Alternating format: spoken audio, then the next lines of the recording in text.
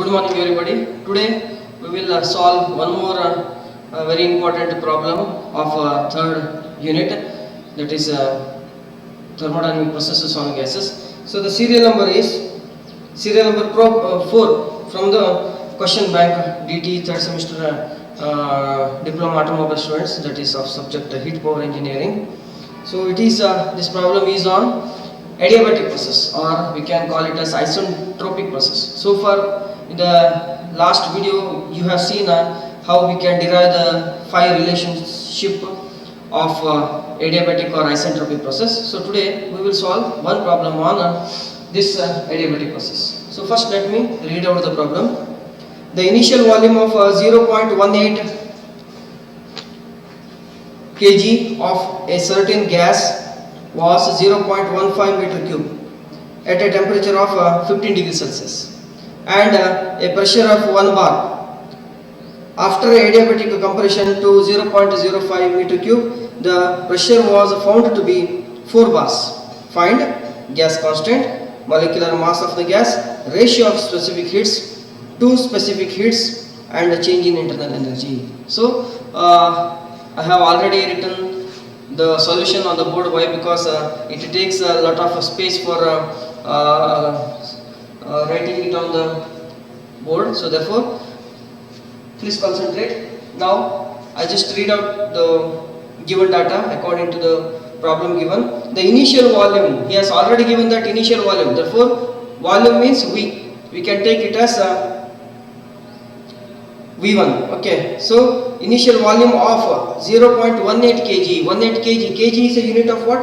Mass. So therefore, initial volume of a mass which is 0.18 kg, and it is accumulated in the area of 0.15 meter cube. 0.15 meter cube. We just concentrate on the unit. Meter cube is a unit of volume. So it is a initial volume, and kg, it is a mass of a gas which is present. Okay, at a temperature of 15 degrees Celsius. He says 15 degrees Celsius is there, so I can take a degree Celsius as a small t, and when I convert this into absolute temperature of a degree Celsius scale, that is T, capital T. So this becomes 15 degrees Celsius plus 273, which will give you 288 Kelvin. So it will become Kelvin in absolute temperature. Okay. Afterwards he says the pressure is having 1 bar. So instead of a bar, I can take it as 1 into 10 raised to 5 Newton per meter square. This is a SI unit. For problems we can use this unit. And afterwards what he says, after adiabatic compression, look at this, he says after adiabatic compression. So adiabatic compression process is taking place. Therefore I took it as initial state of a system with a pressure, volume, temperature and mass. Okay, and after adiabatic compression what happens? Volume is what? Here look at this. This is the initial volume 0.15. After compression process, after compression process means volume is reduced. During the compression what happens? Volume is reduced. And look at the data also. Here 0.15 is there. This becomes V2. This is V2. Okay, so V2 is reduced from here 1.5 to 0.056 meter cube. And because of the compression, in any kind of a thermodynamic process where there is a compression, pressure should increase. Pressure should increase and volume should decrease. This is be given by Boyle's law. Okay, so according to this, pressure is increased from 1 bar to 4 bar. So I have written it as 4 into 10 raised to 5 Newton per meter square. Afterwards he says calculate or find gas constant capital R, molecular mass M. I have told you on in the time of molecular mass of a definition, that is M is equals to RU. RU is equals to, sorry, MR is equals to RU. RU is equals to MR, where RU is nothing but universal characteristic gas constant, and M is a molecular mass, and R will be characteristic gas constant. So afterwards he says you have to calculate what? Ratio of specific heats. I told you specific heats are of two types. Cp and Cv. Cp is a specific heated constant pressure and Cv is a specific heated constant volume. So therefore, what it becomes? Gamma is equals to Cp by Cv. We have to calculate this also. And two specific heats. Those are Cp and Cv is also required.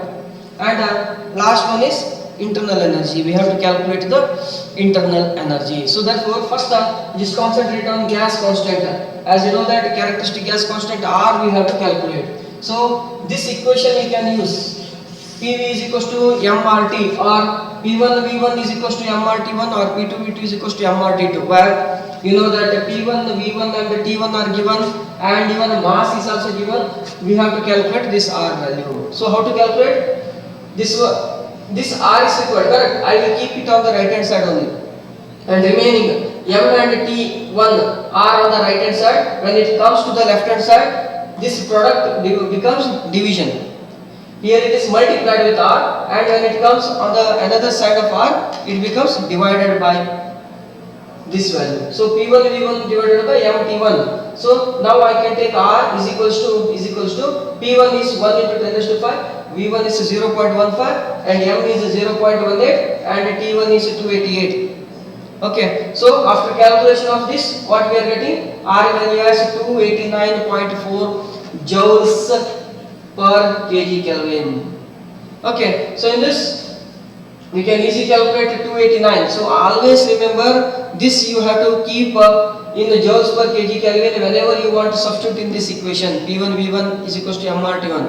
Another time you can use R as joules per kg Kelvin. Whereas one more is that Cp minus Cv is equals to R. Here by substituting the value of R, you have to take it as kilojoules per kg Kelvin. That's all.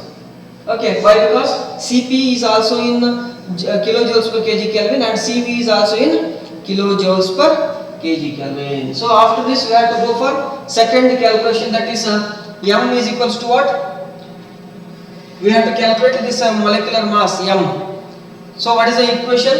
What is the equation we can use here? Ru is equals to Mr. Ru is equals to Mr. Here M is required.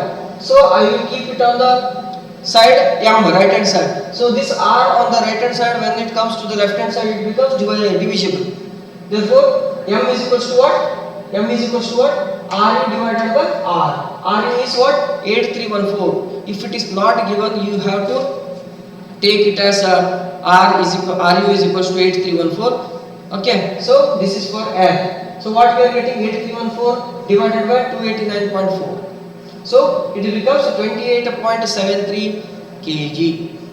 Okay, so after calculating this, we are getting M is equals to 28.73 kg. So the third one is, next we have to calculate gamma is equals to gamma. We have to calculate the value of gamma. And how to calculate gamma? You know, gamma is a ratio of specific heats is Cp by Cv. So how to calculate Cp by Cv? So we don't know if you do not know Cp and Cv, you cannot calculate gamma. So instead of that, for adiabatic processes, there is one more equation. Gamma is equals to log of P2 by T1 whole divided by again log of V1 by V2. As you know that P2 and P1 is known to you, V1 and V2 is also given. Therefore directly we can substitute the value of log of 4 by 1. We can take it as log of 4 divided by 1 whole divided by log of 0.15 divided by 0.056. After calculation, what we are getting? Gamma is 1.407. Gamma is equals to 1.407. This will be helpful for calculating the value of Cp and Cv. Since Cp and Cv is also not given, therefore I can take this gamma is equals to Cp by Cv. So that what I can get? Cp is equals to what? 1.407 into Cv. Cp is equals to what?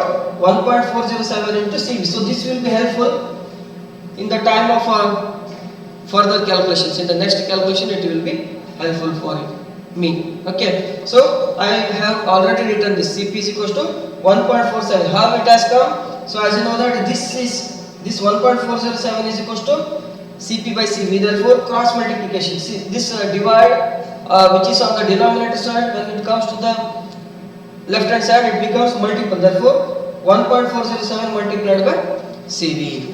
Okay, so after this we can move on to the next one, very important, CP and CV we have to calculate. How to calculate here?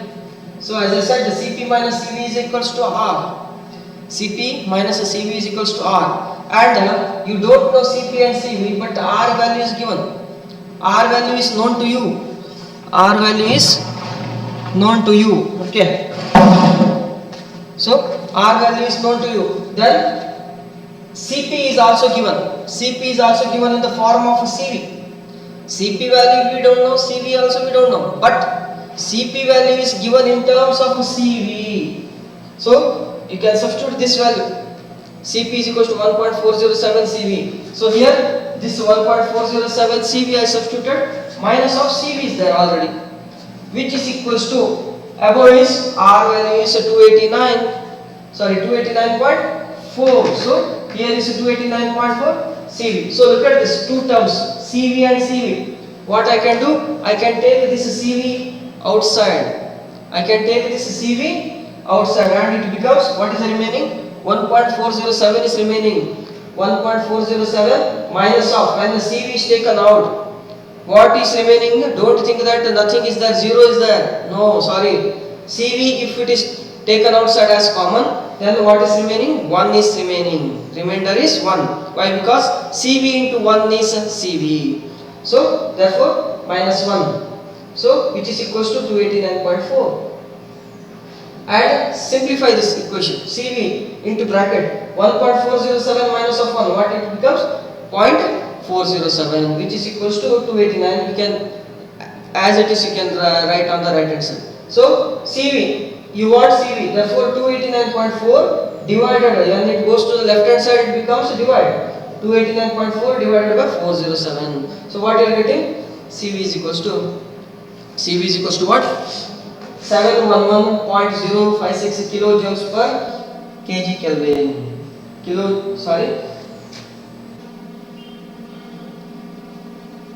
One minute. Let me use the calculator here. 289.4 divided by 0.407. 711 here is a joules. Kilojoules per kg Kelvin. Okay, so this is the value which we have obtained. This is the value. Why? Because as you know that here R value, what is the unit of R? R value we have kept somewhere. Look at this. Here it is 287. 1 minute.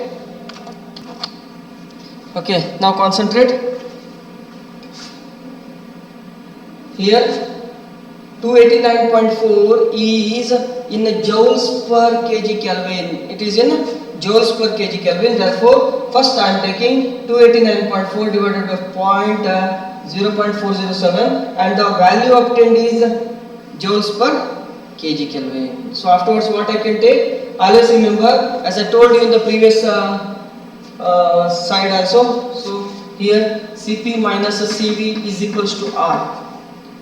So always use the CP and CV in the kilojoules per kg Kelvin. Therefore, so it is a joules per kg Kelvin. If you want to convert it into kilojoules per kg Kelvin, what we can do? This 711.056 is there. I can write it as 0. So here 1, 2 and 3 shiftings of pointer, so that it becomes 0.711 into 10 raised to 3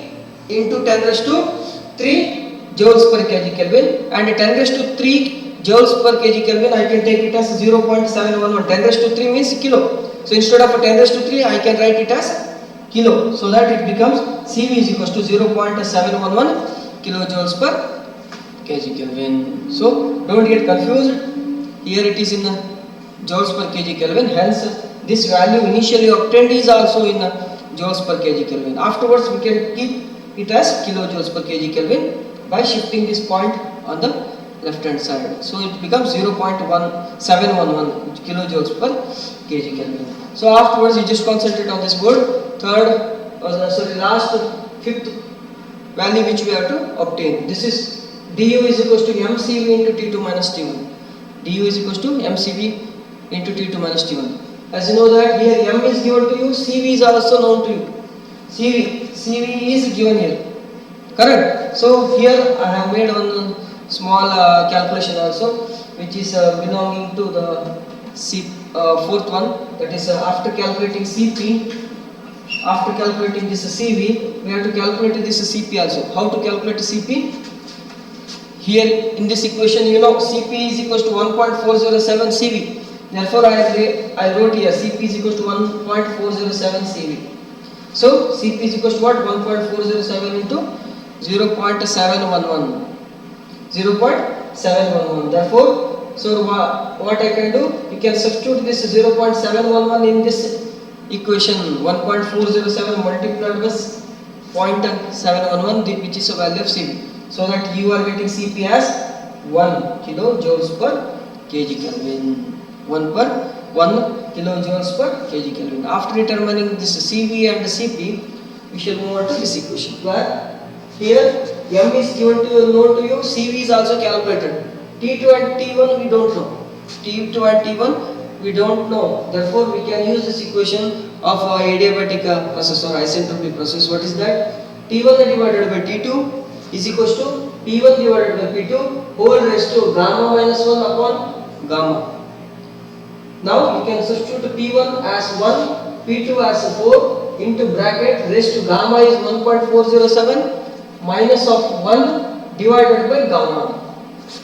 So after simplification of 1 by 4, what we are getting? 0.25. After simplification of this term, that is 1.407 minus 1, what we are getting? 0.407. And this 0.407 divided by 1.407, what we are getting? 0.289. So that 0.25 raised to 0.289, what we are getting? 0.67. So T1 by T2 is equals to what? 0.67. So therefore T1 by T2 is equals to 0.67, and you can use this relationship for T1 is equals to 0.67 into T2. If I write like this, then we have to calculate this T2. So this T2 is required. Therefore, I will make it as T2 is equals to this T2 goes to right hand side, and this 0.67 comes to left hand side. So T1 by 0.67. Therefore, T2 is equals to T1 by 0.67. T2 is equals to T1 is known to you. T1 is what? T1 is 288. 288 Kelvin is there, and this T2 is equals to 288 Kelvin divided by 0.67. What we are getting? T2 as 430 Kelvin. So after getting this value for T2 as a 430 Kelvin, now you can substitute these T1 and T2 in this main equation. What is that? I have written again. Du is equals to m into Cv into T2 minus T1. M into Cv into T2 minus T1. Du is equals to m is 0.18 into Cv is 0.711 into T2 is 430. 430 minus 288. 430 minus 288. Therefore, du is equals to, after multiplication of these things, what we are getting? Du is equals to 18.17. 18.17 kilojoules. 18.17 kilojoules. This is a little bit lengthier process or lengthier calculation, but if you remember the expressions or relations of adiabatic or isentropy process, then the whole problem will be very easy, and this problem you can expect for 10 marks in the final semester end examination. So I hope you can understand this problem. So thank you very much for watching this video.